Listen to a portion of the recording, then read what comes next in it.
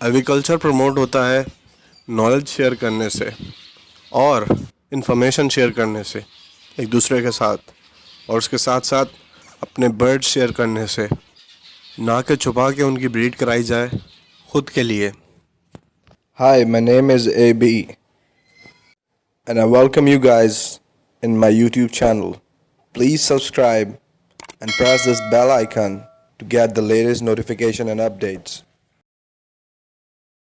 काफ़ी सारे दोस्त पाकिस्तान से मुझे रिक्वेस्ट कर रहे थे कि प्लीज़ आप उर्दू में वीडियोस डालें, और हम रिक्वेस्ट करते हैं आपसे। तो ये वीडियो उन स्पेशली मेरे उन दोस्तों और सब्सक्राइबर्स के लिए है, और आज इसमें ख़ास तौर पर मैं बात करूँगा ज़ीब्रा फिंच के बारे में, और जो बहुत ही रेयर ज़ीब्रा फिंचेस पाकिस्तान में इंपोर्ट हुई उनके हवाले से। सबसे पहले तो बात करते हैं कि इसमें मेन और मेजर रोल किसका है। व्यूअर्स, मैं आपको सिंपली ईज़िली बात बता सकूं कि किसकी वजह से डिस्ट्रॉय हुई ज़ीब्रा फिंच पाकिस्तान में। वो उन ब्रीडर्स कम्युनिटी की वजह से है जो कि उन्होंने सिर्फ अपने लिए इंपोर्ट कराई थी, और इंपोर्ट करा के उन्होंने कॉन्फिडेंशियली ख़ुद अपने पास रखी ताकि वो कुछ शोज़ में अपने आप को बहुत बड़ा चैम्पियन प्रूव कर सकें।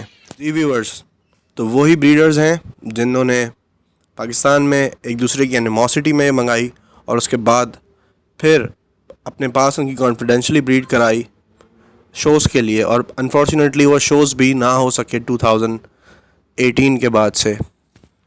इसके बाद दूसरा मेजर जो इशू हुआ, जो आउटसोर्स हुई बर्ड्स बहरीन से, जो बहुत ही अच्छी पैडिग्री के बर्ड्स थे जो यहाँ ब्रीडर्स ने मंगवाई एक दो ने, बट उसको सस्टेन नहीं कर सके क्योंकि उन्होंने उनको आम रेगुलर डच ज़ीब्रा फिंच की तरह ही लिया, और उनकी ब्रीड उन्होंने उसी तरह से लेने की कोशिश करी जैसे वो यूरोपियन और डच ज़ीब्रा की लेते थे, फॉस्टर्स करा करा के। यूके बर्ड नहीं सस्टेन कर सका। क्यों? क्योंकि वो नॉर्मल ब्रीड उस तरह से नहीं करता जिस तरह से ये लोग चाहते थे कि हम कंटिन्यूटी में उससे इतनी ब्रीड कर सकें कि हमारा जो बिज़नेस है वो चलता रहे। सिंपली इन्होंने आउटक्रॉस किया डच को, जो यूरोपियन डच ज़ीब्रा फिंच है जिसकी एक अलग स्ट्रेन है, उसको यूके स्टैंडर्ड के बर्ड से जो कि आउटक्रॉस हुआ था बहरीन से। ना तो वो प्योरली इंग्लिश बर्ड रहा, ना तो वो प्योरली डच बर्ड रहा। अब मैं व्यूअर्स बताता चलूँ कि हमारे यहाँ बर्ड्स पे बिज़नेस कैसा होता है, स्पेशली जो स्मॉल बर्ड्स हैं इनके बारे में। व्यूअर्स, अभी आपको पता होगा, सबको बहुत अच्छी लगती होंगी मास्क फिंचेस, सबको बहुत अच्छी लगती होंगी पैरट फिंचेस, सबको बहुत अच्छी लगती होंगी ब्लू लेडी गोल्डियंस, सबको बहुत अच्छी लगती होंगी डायमंड स्पैरोस। वाई मार्केट में अवेलेबल नहीं है।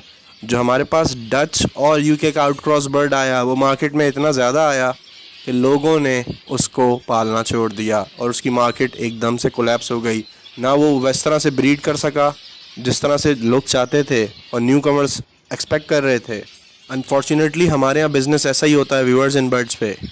कैसे कि ऑल ऑफ अ सडन एक ब्रीडर मंगाता है इंपोर्ट वाया एक स्टेशन, जो कि इंपोर्टर होता है वो एक स्टेशन होता है, और उसके ज़रिए मंगाए जाते हैं बर्ड्स बाहर से, और वो उन ब्रीडर्स के हैंड ओवर होते हैं जो उसको पेमेंट देता है ऑब्वियसली, और फिर उसको वो कॉन्फिडेंशली ब्रीड कराता है ऑल ऑफ अ सडन अपने ब्रोकर्स को आउटसोर्स करने के लिए। जब उसके पास क्वांटिटी बढ़ जाती है, लोगों को अवेयरनेस नहीं होती, लोगों को उसके बारे में इंफॉर्मेशन नहीं होती, मींस जो हमें बर्ड मिलता है वो थर्ड हैंडेड होता है वाया द ब्रोकर्स।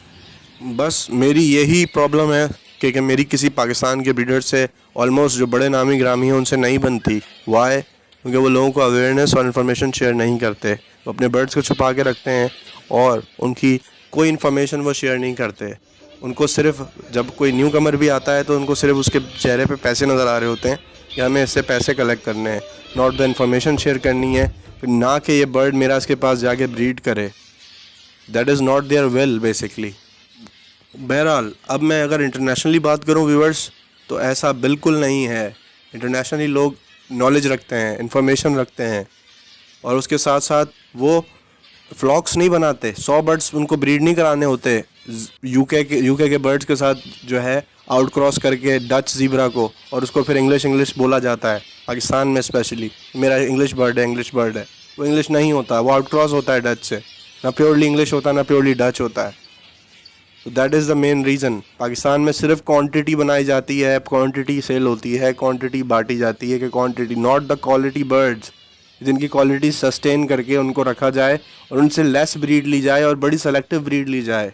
नो, हमारे यहाँ जो व्यूअर्स होता है वो इसी तरह से होता है। जो मेजर फॉल्ट हुआ है ज़ीब्रा फिंच के साथ वो यही हुआ है। जो अपने आप को बहुत बड़े ब्रीडर्स कहते हैं ज़ीब्रा फिंच के पाकिस्तान में, they have destroyed it completely. क्यों? कि उन्होंने सबसे पहले क्वांटिटी बढ़ाने के चक्कर में इसको डच से आउट क्रॉस कराया और इसकी स्ट्रेन को ऐसा कर दिया कि ना इनके बड़े बड़े हेड्स हैं पर लोअर बॉडी। अब ये बर्ड देखें व्यूअर्स, आप इसकी बॉडी देखें आप, उन्होंने इसको लोअर बॉटम से ऐसा रखा हुआ है जैसे कि डच बर्ड है और हेड्स बड़े हैं। तो ना वो कम्प्लीटली डच में काउंट हुआ, ना यूरोपियन उसमें, ना यूके में काउंट हुआ। व्यूअर्स, उम्मीद है आपको मेरी इन्फॉर्मेशन पसंद आई होगी। प्लीज़ सब्सक्राइब करें मेरे चैनल को। Thank you. अल्लाह हाफ़िज़।